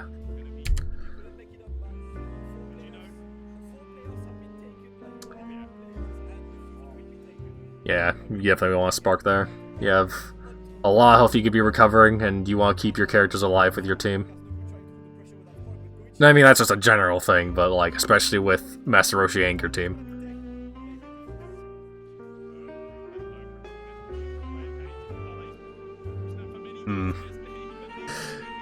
See, like, here's like one of the classic things about like the Super Dash mix thing, is even if they don't respect it, and they just like try to like, just hit you while you're doing like the Super Dash part of it, if it's not an anti-air specific move, they're just gonna get bodied, and then the assist is gonna do the rest of the work for you.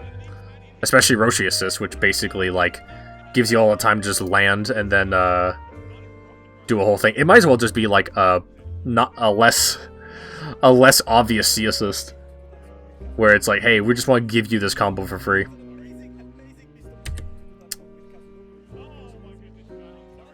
I guess Kazunoko wasn't expecting Goichi to keep going like that after that beam. He did stagger it a bit, so I guess he tried to cover a few options like jumping or other things.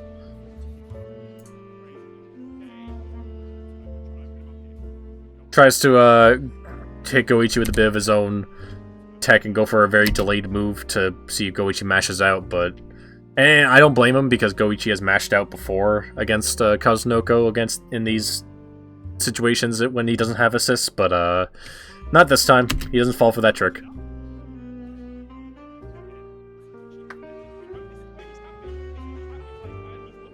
Once again, no assists. He might try to warm his way out soon. Yep.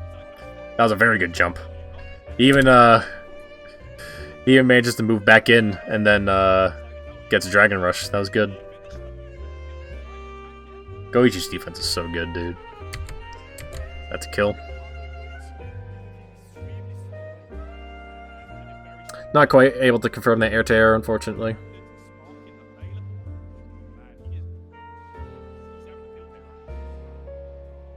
That was cute. just waiting for something like a DP. But it ends up being the safer of the options, being 2H into DP assist call. And like again, Goichi basically has to like respect that and like just hold that. Like the most he can do there is backdash, because if he just stays there at all, he has to then he has to either block it or he gets hit by it. Like I guess like what else he can do is like reflect, but like reflecting on offense is weird. Like that's easily punishable if you make the wrong call, or if like you don't do it quite right. So backdashing here is your best bet. This was absolutely dirty. Just barely manages to get himself in here to get this to cross up, and then gets a full combo off of it.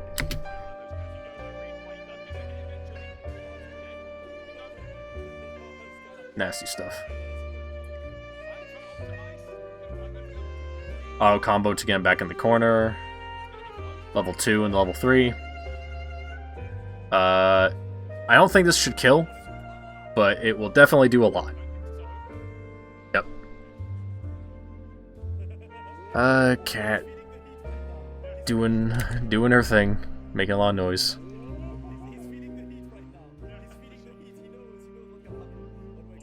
Goichi gang Kid Buu out. Good on him. And yep, so here's what I was mentioning before about Roshi, where it's like, hey, you want to do something like Thundershock Surprise and like try to call something out? Well, normally this is a very easily punishable thing to do, right? And we've even seen that. But in this situation, you have a DP assist behind you, so now you can't get punished, and now you can do this.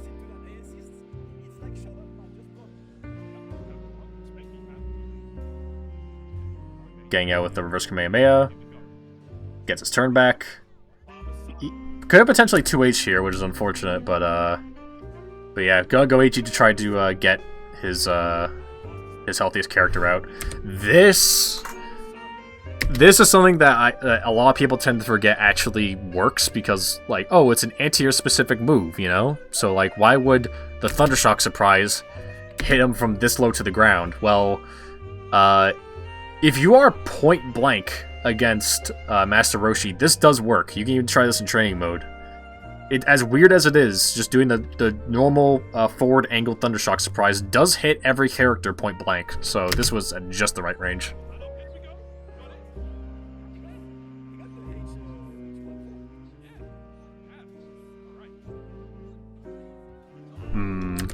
Tries to go for as optimal stuff as he can. Unfortunately, he messes up a bit. Did he do 2 jumps here? I'm trying to see where he messed up.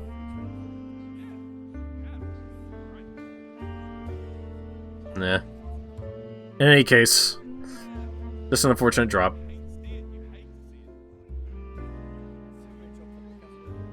Good air tear. One thing you might notice, look how much damage Kazunoko did as Roshi compared to how much damage Goichi did to how much damage Goichi did with GT Goku. Like right here, he already did more than Kazunoko did with Roshi with that one combo. Like it's Roshi's kind of rough, especially since like a lot of stuff that's like really good from him, you have to like confirm with a Vanish, which already messes with the damage scaling. One of Roshi's big weaknesses is his damage, which is why like the idea of putting him on Anchor can also be pretty good, but again, then you have the problem with all the moves being unsafe. That was a good mash, I guess. It definitely was just a guess. Like he was just expecting a Dragon Rush of some kind. By the way, this combo is cute. Knocking him down and then doing 2H to get the combo extension with UI assist. Gonna do level 3 to get as much damage as you can. 1-touch kill.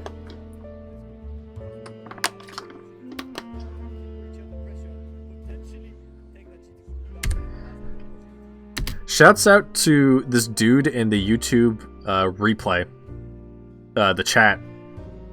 named Divine Status for no reason, just as DBFZ is an overrated fighting game. Shouts out to those people that, like, watch fighting game events just to talk shit about them. And by shouts out, I mean stop it. Get some help. Speaking of help, one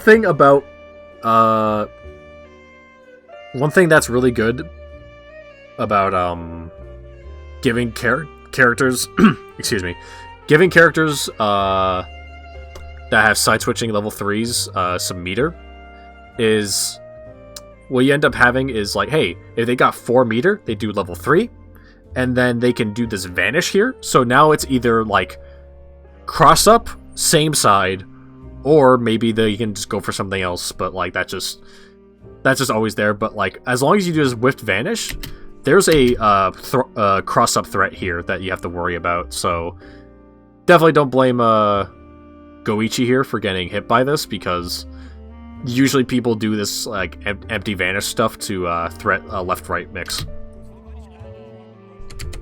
Good stuff in Kazunoko.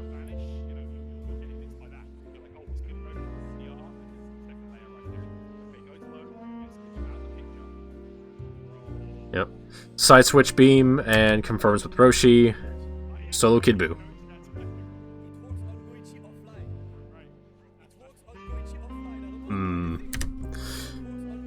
Goichi definitely wasn't expecting anything from this because of just how far away Kazunoko was to Goichi, but something that a lot of people need to remember, this shit just works.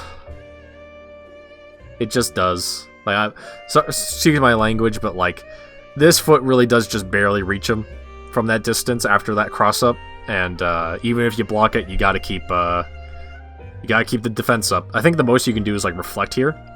But doesn't quite do that. He's dead. Just I don't even need to stay for it.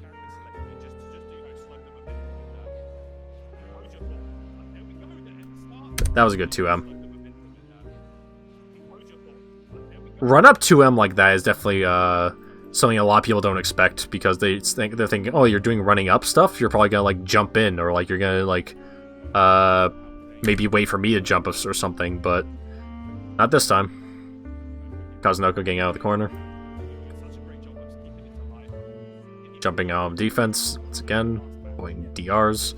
Very early spark. Not even a whole lot happened here.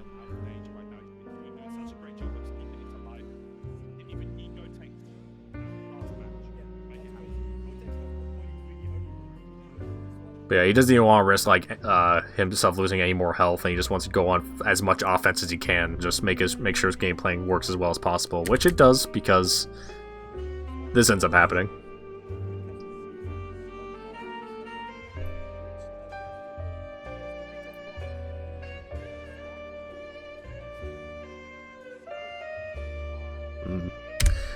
Not sure exactly what happens here.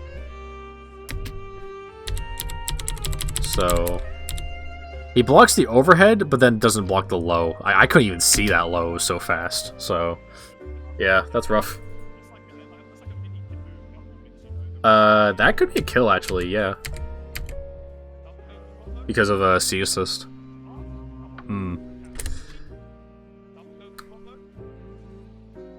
That's definitely pretty tricky. I definitely wasn't even expecting him to go on that side. Goes for another cross up, and then goes for DR after.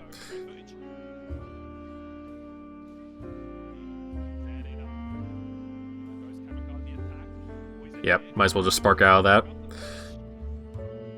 that. Don't want to deal with the Ghost Oki stuff. Definitely wasn't expecting that low. Especially after you air block something, you usually don't think about lows coming in mind. Especially since, like, oh, well, you can't hit me low while I'm in the air. It's like, no, but I'm going to wait for you to land.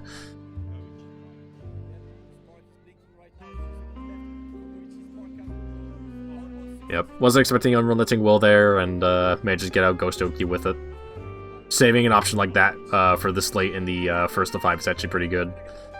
This was an unfortunate hit for Goichi.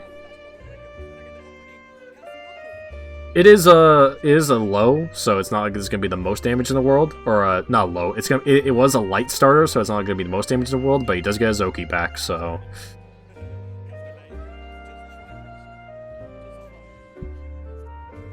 keeps the offense going with dash up jab. Blocking the empty jump low there, that was kind of godlike. I wasn't expecting that. Very good air terror. That was a very good sequence overall. Goichi getting his turn back like that.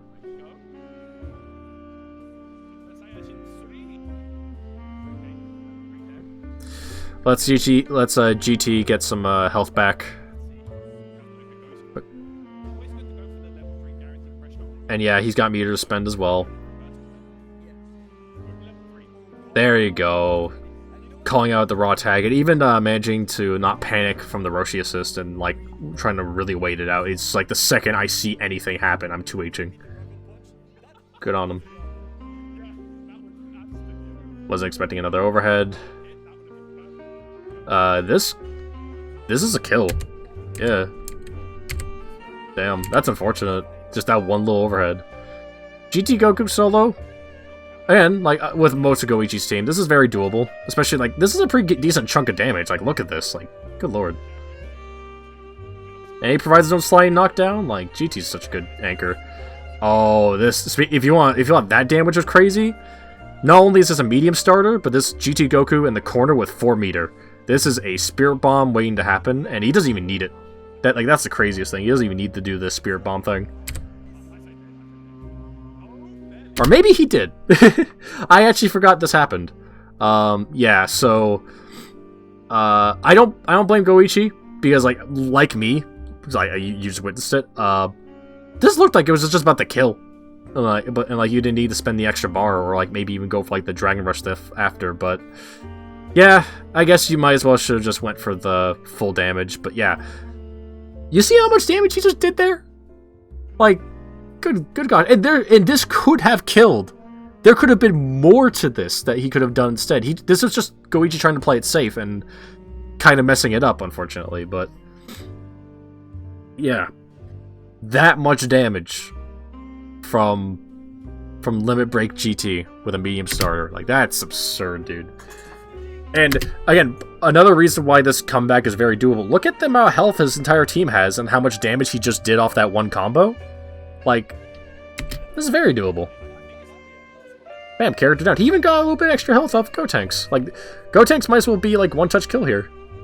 I mean, like, not even, like, a full combo. Like, look at that. That was sick. Now.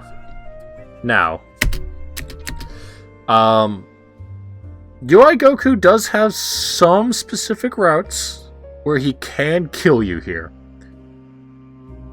Now, that might be sparking only, I can't fully remember, but I do know for sure UI Goku could deal a lot of damage solo, if he wants to. Especially when you have enough meter to vanish. So this is still very doable for Kazunoko, but this is a very good situation for Goichi. But I definitely have a lot more faith in Kazunoko overall, only because he has 4 meter compared to Goichi's 1 meter. Goichi can't exactly, like, one-touch kill here reliably unless he gets a random, like, medium starter. So Kazunoko might as well still be in a 2-touch situation, especially since it's not like Kazunoko's in the corner. So if Goichi does get a hit here, it's not going to be, like, catastrophic for Kazunoko. Jabs at him.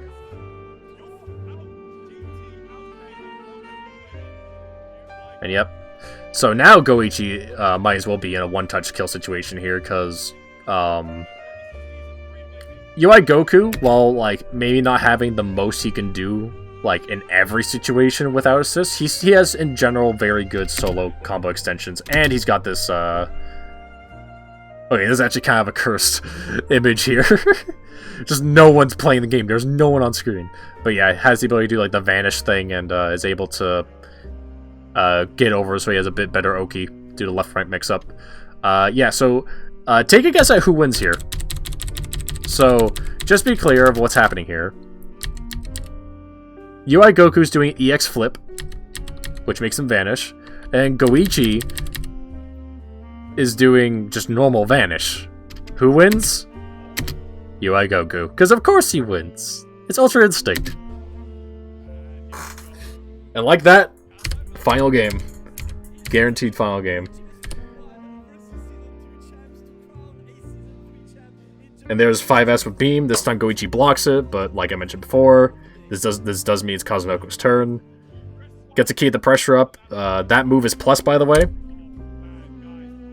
This here is, I believe it's +4. So if you try to just like do something immediately after, you still have to respect it.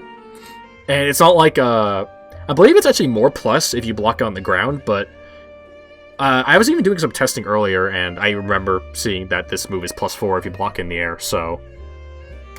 Yeah, Goichi still has to hold this. But this time, he calls out that, he just does straight up call out that Kazunoko's going to do another flip here, so... 2H. Good on him. He's going to extend here because 2H, like, heavy is a very, heavy buttons tend to give really good scaling for damage, so... As you can see, pretty good chunk just off of that. Very classic thing here is jumping in with an assist and just waiting for your opponent to do something. And even with the spark, Goichi's still in a very good spot and can keep his turn going. Had just a little gap here, and like we mentioned earlier in the game, if you got that little bit of a gap against UI, probably getting DP'd. Yeah. And yeah, pretty much the exact same thing for Kazunoko's side, and like this is the power of those DP assists, man. Like you basically like can get these like Oki setups like given to you. So what happens here exactly? So he tries to like kind of continue the pressure, thinking that he's just gonna fall right on top of Kazunoko and like able to like do a few overheads, but unfortunately he falls just over him and tries to do his pressure string that he's expecting to happen and does too well right in front of Kazunoko, whiffing it. And now he's getting comboed, and now his sparking's gone.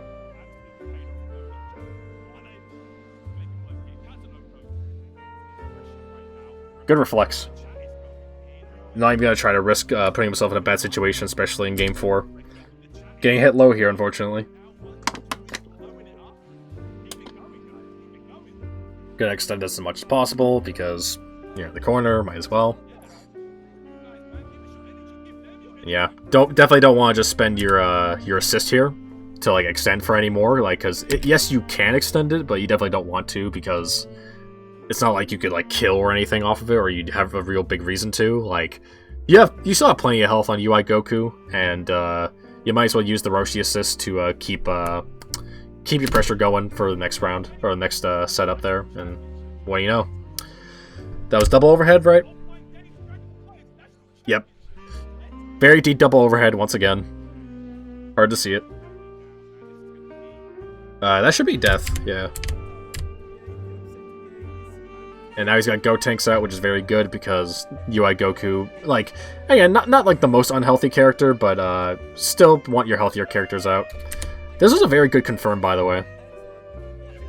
And a big reason why Kid Buu and GT are very good together. Pretty much like any of the Buu balls you can confirm off of that with. And you don't need it with... you don't exactly need to do it with EX Buu ball, but, you know, you might as well.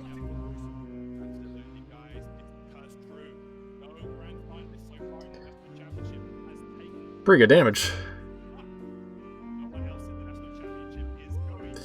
Yep. Super dashing on defense once again.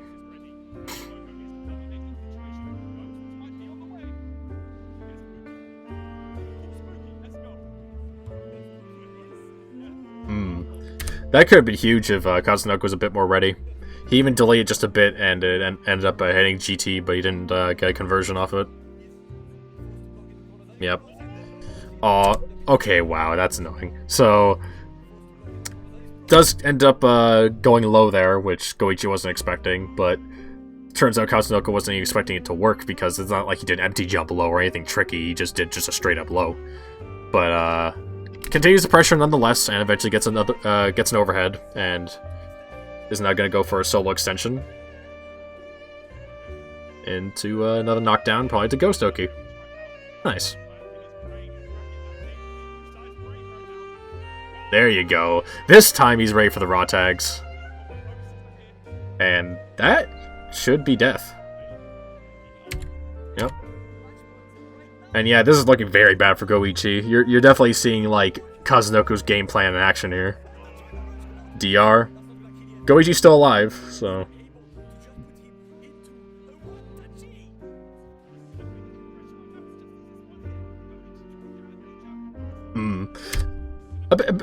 Interesting choice from Goichi to jump out like this, but then immediately go back in, despite, you know, no real reason to. Maybe he saw, like, a potential opportunity to go for more offense now that Kazunoko put himself in the corner, but Kazunoko manages to move himself out, and this time, though, like, Goichi was definitely playing very aggressive overall in this situation, and ended up working out for him, just barely getting it with the jab. By the way, if you can't tell where my cursor is, just behind this logo are 7 Dragon Balls. So what Goichi's trying to go for here is a kind of a desperation move. It's very hard to come back against Kazunoko's team right now. It's very strong, like we've seen before, but what he's trying to do here is do a few more auto combos and try to get 7 meter and summon Shenron so he can potentially have a comeback factor of some kind. Not very reliable, though. Like, once you see, like, that as, like, your full combo, you can kind of understand, like, what you're going for. And that's game. I'll wait until the last frame. There we go. Good stuff. So, yeah. Very, very close game overall. Like, like as in close set, I should say. Not that last game wasn't very close, but very close set overall. We saw very good stuff from both sides, and a lot of examples of, like, why both the teams are very good, and why like all the characters being used here are very good as well. But yeah, just like, both people had very good understanding of how their characters worked and knew exactly what they wanted to do, and made probably the best decisions that they could within each moment. Just overall, such solid play. You have just the very reliable, very insurance-heavy team of Goichi, and Kazunoko's just extreme offense team with, like, one Achilles heel that's, like, really hard to actually, like, get to, but once you do, then it starts to look better for you. But if you don't get that Roshi, if you don't power through dealing with Roshi B assist, and you don't get those first 2 characters, it's rough for you. And again, it's not like you can just tag out Roshi, because that's what they want. But yeah, very exciting stuff. I loved watching this match when it was live, and it was just as fun to watch it again here. So yeah, thank you guys for watching. Hope you guys enjoyed. I'm gonna be taking a small break for holidays, and I'm basically going to leave this as my Christmas Eve present to you guys. This is the stuff I love doing the most, and I'm not going to stop doing it. All I'm going to ask in return, though, is if you do one of 2 things. And neither of them are liking or subscribing. What I'm going to ask you to do is, if there's any matches that you want me to analyze and, like, talk about, that I haven't already covered, which, I mean, it's hard to find a whole discography, like, if you want. Well, it's not that hard, but you know what I mean. If you don't want to take the time, like, just... Anyways. Any matches you want me to talk about, whether they're on the smaller side of things, like the smaller tournaments, or whether they're big stuff like this that I haven't covered, maybe something in between, whatever kind of matches of Dragon Ball FighterZ you want me to cover, leave them down in the comments. And I should be happy to oblige if I feel like there's something to talk about with that match. Otherwise, share this. Unironically, one of the best things you can do to help out a channel is sharing videos. Like, just telling people that this person exists. Leaving likes and subscribing, that's nice, but that doesn't make the person known. And I want to start building a community, and I want to I want to start making something myself this upcoming year. So I appreciate that as I appreciate if you can give me that as my Christmas gift. But frankly, if you enjoyed watching anyway, then that's still good enough for me. Thanks for watching. Hope you guys have a good day, and yeah, peace.